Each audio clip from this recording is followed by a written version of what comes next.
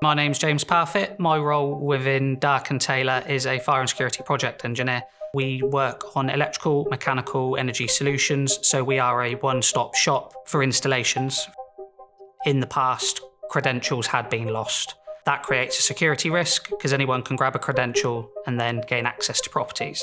The mobile credential was the big game changer for me. I hadn't really known about it before until we'd spoken to Suprema and come up with this solution. The fact this system runs back to the core station on RS485 connection, it enables us to add in a biometric or add in a face station and change the readers if the client was deciding to change the way that their system works. This particular client wanted everything GDPR compliant. They wanted everything to be kept safe. They wanted all their data to be stored locally rather than on a cloud server where someone could potentially hack. With this Suprema system, we have one location for our server. We have a network that talks back from the multiple locations in the UK.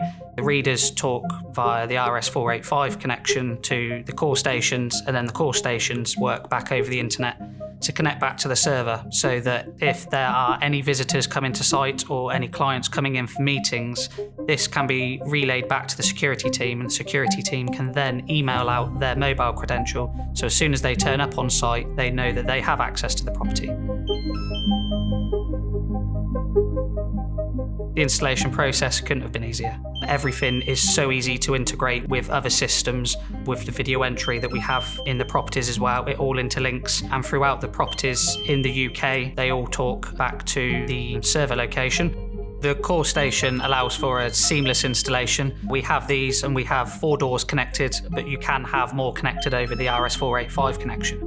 Within this, we're also able to have Wiegand readers, which we used on this project where we couldn't fit the Suprema reader inside a video entry unit. Suprema then gave us the air fob patch solution, which we put onto a third-party reader, then able to put this inside a video entry unit to make it aesthetically pleasing.